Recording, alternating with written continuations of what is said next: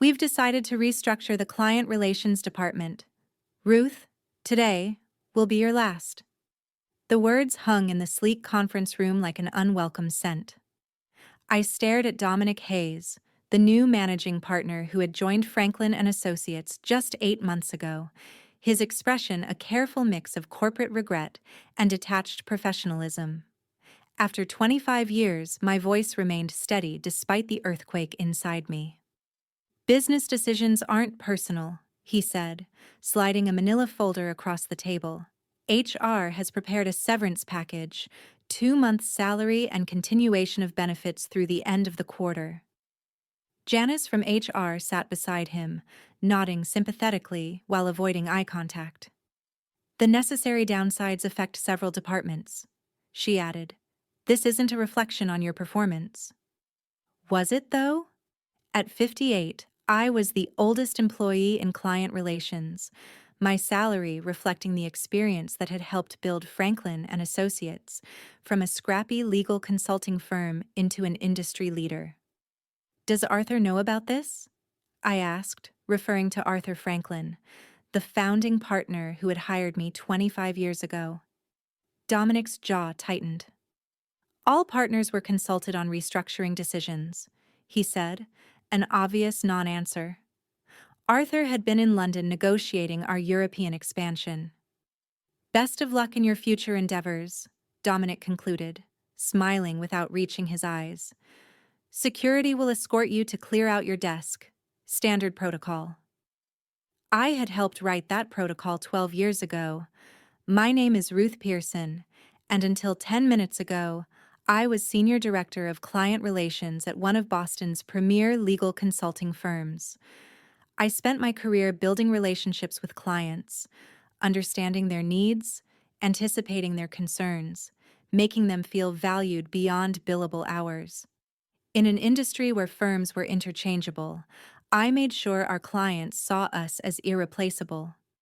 Now I was discarded like an outdated policy manual, left with a folder and platitudes to show for a quarter-century of dedication. As the security guard hovered, I packed my personal items: photos from charity galas, thank you notes from families we helped navigate corporate restructuring, the crystal paperweight Arthur had given me on my 20th anniversary. My phone buzzed. A text from Catherine Winters, CEO of our largest client. Ruth. Heard troubling rumors about FNA. Quarterly review is next week. Call ASAP. I looked up to see Dominic on the phone, spinning damage control, oblivious that client relationships couldn't be transferred in a memo. I had been severed from 25 years of trust and connection. I joined Franklin in 1998, when we had 17 clients and half a floor in a modest office. Arthur Franklin, 42 then, wanted a firm where client satisfaction mattered more than billable hours. Numbers are the language of business, Ruth, he said, but relationships are its heart. Anyone can crunch numbers. Not everyone can build trust. I embodied that philosophy, remembering clients' children, preferences, milestones, and anticipating needs rather than just responding. You're the relationship architect, Arthur had said on my 20th anniversary.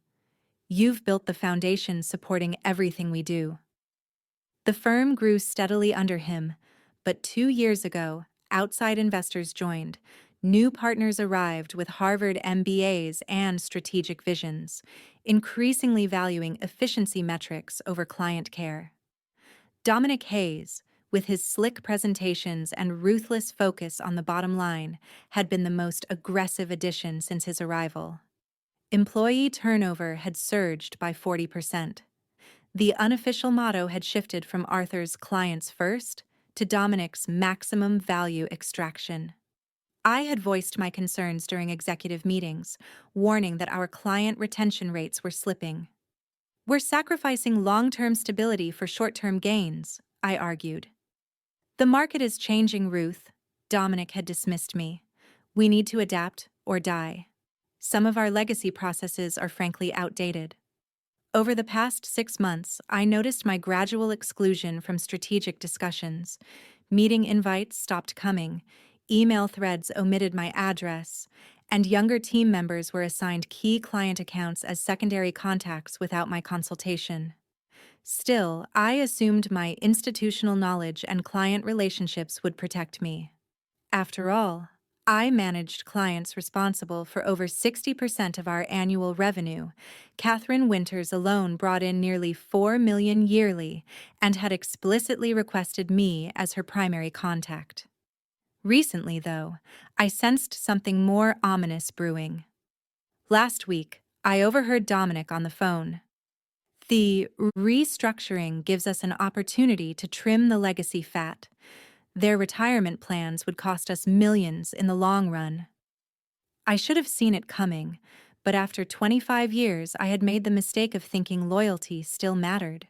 The humiliation of being escorted from the building like a security threat still burned 3 days later as I sat in my apartment, surrounded by job search websites and unanswered texts from colleagues.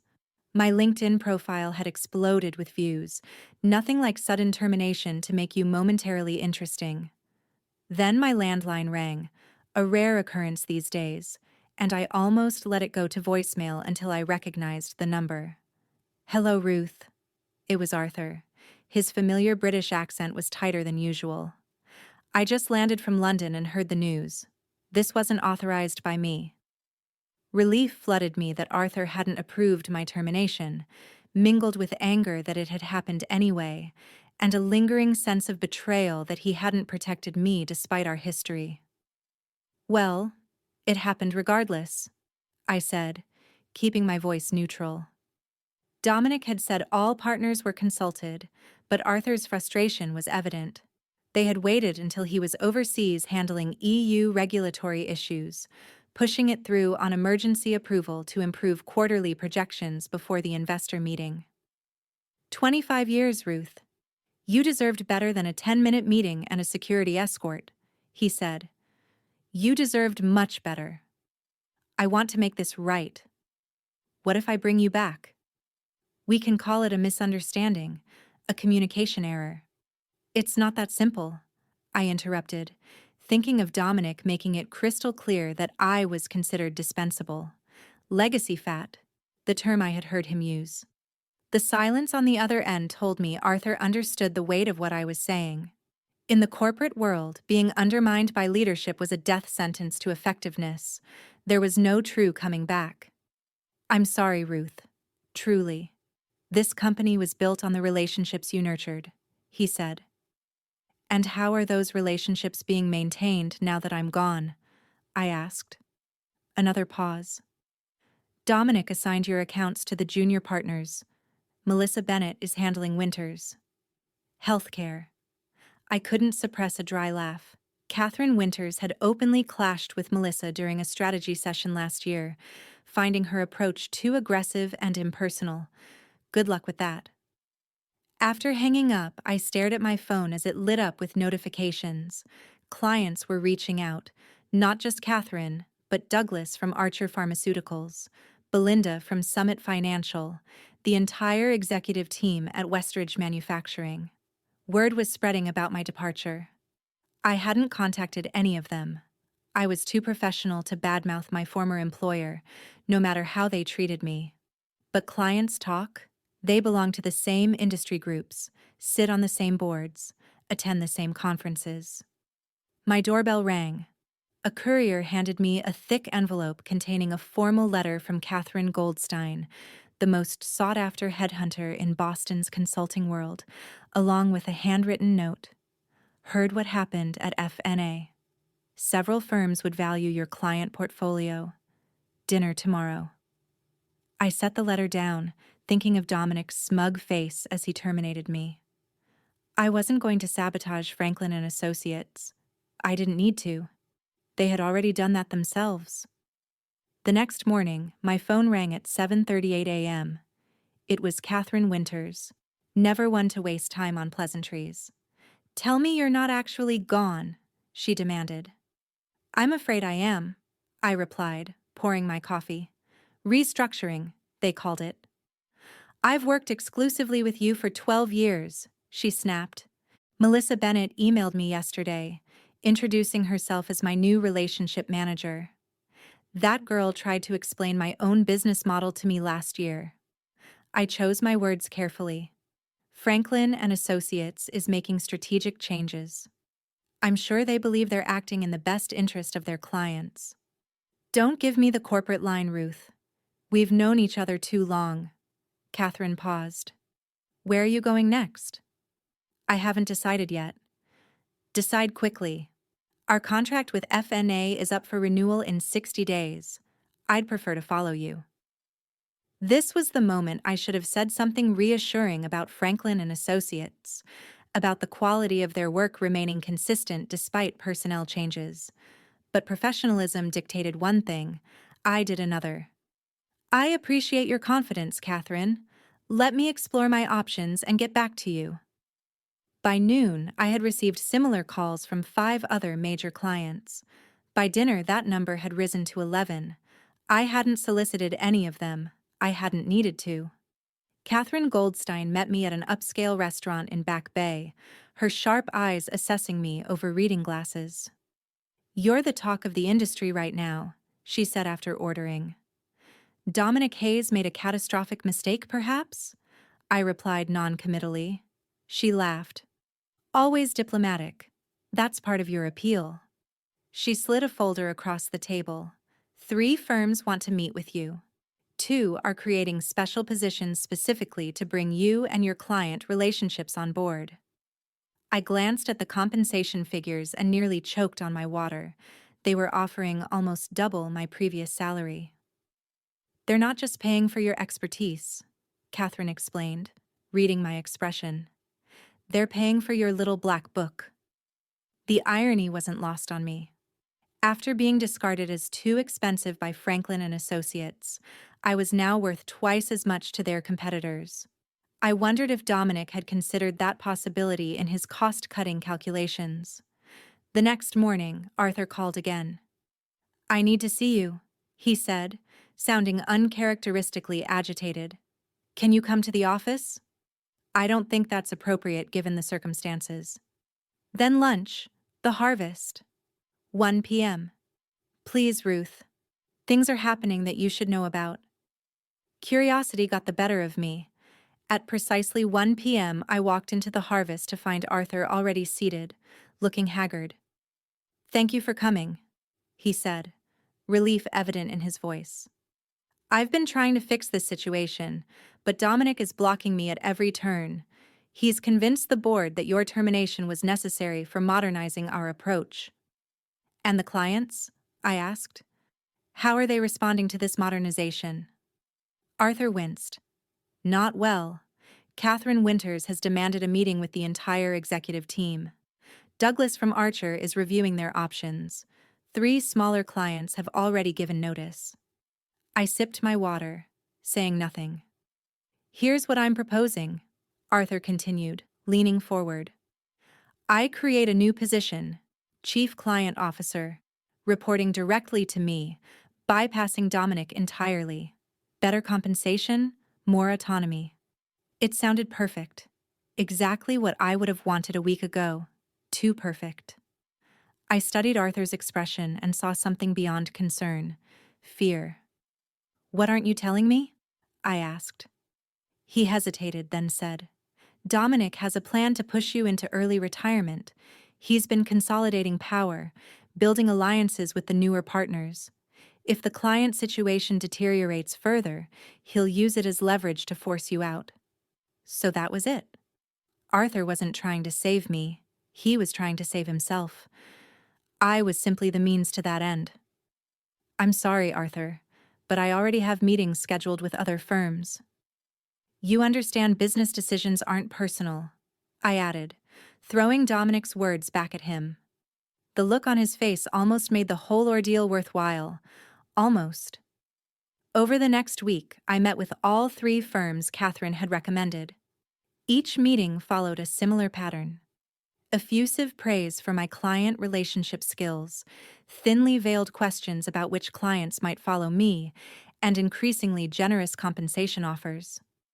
I was leaning toward Blackwell Consulting, a mid-sized firm with values reminiscent of the original Franklin and Associates. Their offer included equity partnership, something I'd never been offered at FNA, despite my contributions to the firm's growth. Meanwhile, the situation at Franklin and Associates was deteriorating faster than I had anticipated. Industry blogs reported client unrest and leadership tensions. My former assistant Thomas texted updates. Catherine Winters had met with the executive team and left visibly angry. Douglas from Archer Pharmaceuticals had canceled their quarterly review. Even Westridge Manufacturing, a client known for institutional loyalty, was rumored to be seeking proposals from competitors. Then came the call that changed everything. "Ruth Pearson?" I answered while reviewing Blackwell's offer letter. "Miss Pearson, this is Jeffrey Hammond from the Boston Business Journal." I sat up straighter. The BBJ was the Bible of Boston's corporate world. "I'm working on a story about the recent leadership changes at Franklin and Associates and their impact on client relationships. Several sources have mentioned your name. Would you be willing to comment?" This was dangerous territory.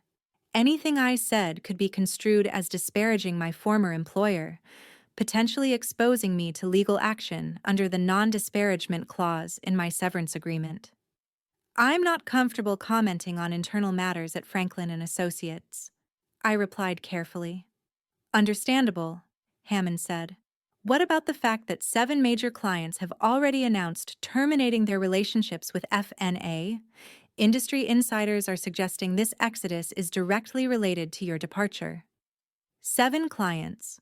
I'd only spoken directly with 15, and none had definitively stated they were leaving. "I can't speak to clients' business decisions," I said. "Many factors go into selecting consulting partners." I could hear Hammond typing. "One more question. Any comment on the letter signed by 26 of FNA's clients demanding Arthur Franklin replace Dominic Hayes as managing partner?" I nearly dropped the phone. "I have no knowledge of such a letter." After hanging up, I sat in stunned silence. 26 clients, an organized demand to replace Dominic. I hadn't orchestrated any of this. My phone buzzed. A text from Thomas. "Emergency all-hands meeting called for tomorrow morning. Partners flying in from everywhere. Dominic looks like he's about to have a stroke." An hour later, Arthur called. "Did you organize this client revolt?" he demanded without preamble. "I've done nothing, Arthur. I haven't solicited a single client." "Then how do you explain this?" he asked, his voice tight with disbelief. "Desperate. 70% of our client base is threatening to leave. The board is in panic mode. Investors are demanding answers I don't have. Perhaps they value relationship continuity more than cost-cutting efficiency," I suggested. The bitter satisfaction in my voice thinly masking the pleasure of hearing panic in Arthur's tone. The same Arthur who had failed to protect me after 25 years of loyalty. "What do you want from me?" I asked. "Come back," he pleaded, "not as chief client officer, as full equity partner. Help me stabilize the situation." Partner, the position I had deserved for at least a decade, but had been repeatedly denied. But Dominic. Arthur's voice hardened. "The board is meeting tonight. His future will be decided before tomorrow's all-hands meeting." I thought about the Blackwell offer before me. Partnership, comfortable, lucrative, far less complicated than returning to FNA. Yet I had built those client relationships over 25 years. They were, in many ways, my life's work. "I need to think about it," I said finally. "I'll give you my answer in the morning." Sleep eluded me. I paced my apartment, weighing options as the digital clock ticked toward dawn. Returning to Franklin and Associates meant facing colleagues who had watched my humiliating exit in silence, navigating the political aftermath of Dominic's apparent downfall, a downfall I hadn't engineered but would surely be blamed for. The firm's culture had been deteriorating for years. One leadership change wouldn't fix that overnight. On the other hand, Blackwell offered a fresh start. New colleagues, a new culture, new opportunities. The compensation and partnership were generous. I could bring willing clients with me and build something vibrant. By 6 a.m., I had made my decision. I called Catherine Goldstein, knowing she'd be awake. "I'm going with Blackwell," I told her. "Smart choice," she replied. "I'll let them know. They'll be thrilled." "There's something else I need from them," I added, explaining my condition. Catherine listened, then laughed. "Ruthless Ruth. I love it. I'll present it to them this morning." At 8:45 a.m., I walked into Franklin and Associates for the first time since my termination. The receptionist's eyes widened. "Miss Pearson, are you here for the all-hands meeting?" "I am. Arthur is expecting me." The conference room was packed. Partners who normally attended virtually had flown in from across the country. Junior staff crowded along the walls. Arthur stood at the front, flanked by board members. Dominic was conspicuously absent. A hush fell over the room as I entered. Arthur's relief was visible from across the room. "Thank you all for coming," he began. "As you know, we're facing unprecedented client concerns following recent staffing decisions." His eyes flickered to me. "I'm pleased to announce that Ruth Pearson has agreed to return to Franklin and Associates as a full equity partner, leading our newly formed Client Relations Division." Murmurs spread through the crowd. Arthur raised his hand for silence. Additionally, the board has unanimously voted to remove Dominic Hayes as managing partner, effective immediately. His approach was ultimately deemed inconsistent with our firm's values and client commitment. The atmosphere in the room was electric, shock, relief, and uncertainty mingling almost visibly in the air. "Ruth, would you like to say a few words?" Arthur gestured me forward. As I took my place at the front, I saw Thomas give me a subtle thumbs up from the back wall. I surveyed the faces before me, some hopeful, some wary, all attentive. "Thank you, Arthur. I appreciate the offer to return as partner," I began. "However, I must clarify something important. I'm not coming back to Franklin and Associates." Arthur's face froze in confusion. Several board members exchanged alarmed glances. Instead, I continued calmly. "I'm pleased to announce that I've accepted a partnership position at Blackwell Consulting, which has just completed acquisition negotiations with Horizon Capital to purchase a controlling interest in Franklin and Associates." The room erupted in shocked exclamations. Arthur looked as though he'd been struck. "The transition will begin next week," I continued once the noise subsided. "Blackwell has assured me they value the institutional knowledge and client relationships built here. There are no plans for mass layoffs or restructuring unless, of course, deemed necessary for efficiency." Arthur stepped forward. "Ruth, what have you done?" "I haven't done anything," I replied. "Blackwell has been seeking to expand their Boston presence for years. Horizon Capital, as majority shareholder in FNA, was happy to consider their offer, especially given recent client instability. It's just business after all, nothing personal." As the implications sank in, I saw the dawning realization in Arthur's eyes. He had failed to protect me when it mattered. He had allowed loyalty to be sacrificed for short-term gains. Now, facing his own obsolescence, he understood the true cost of those decisions. The meeting dissolved into chaos as I walked out, head high. My phone buzzed. A text from Catherine Winters. "Just heard the news. Dinner tonight to discuss Winters Healthcare's future with Blackwell." I smiled as I stepped into the elevator. I hadn't sought revenge, but justice had found its way to me, nonetheless. The Boston Business Journal broke the story the next morning. Consulting shakeup. Blackwell acquires Franklin and Associates after client exodus. The article detailed how the departure of a key senior executive had triggered an unprecedented client revolt, destabilizing the firm enough to make the acquisition possible. My name appeared only once, buried in the 15th paragraph. Ruth Pearson, former Senior Director of Client Relations, has accepted a partnership at Blackwell and will oversee the integration of Franklin and Associates client portfolios. It was a clinical description of what was in reality a seismic power shift. Within 3 weeks, I had gone from terminated employee to the person controlling the fate of the very firm that had discarded me. Integration planning began immediately. I worked from Blackwell's offices reviewing organizational charts and client portfolios from both firms. Each day brought a parade of former Franklin colleagues to my door. Some seeking reassurance about their positions, others suddenly remembering how they'd always respected my work or disagreed with Dominic's decisions. Arthur requested a meeting 1 week after the acquisition announcement. He'd aged a decade in 20 days. "You orchestrated this," he said, sitting across from me. Not a question, but an accusation. "No, Arthur. I simply recognized my own value even when you didn't. Dominic was a symptom, not the cause," I interrupted.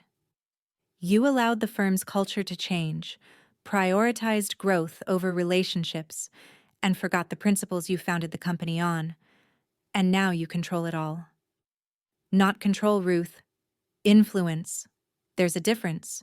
When you used to. Understand." I slid a document across the desk. "Blackwell is offering you a 3-year consulting position, advisory only, no management responsibilities. It's generous, considering the circumstances." He stared at the paper, then at me. "And if I refuse?"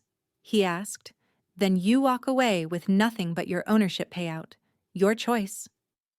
6 months after the acquisition, Blackwell Franklin Consulting occupied 2 floors of a gleaming downtown tower. The integration had been smoother than anyone anticipated, partly because I insisted on retaining most of Franklin's staff, knowing their value even when others hadn't. Dominic had landed at a smaller firm, his reputation tarnished by the spectacular collapse he'd triggered.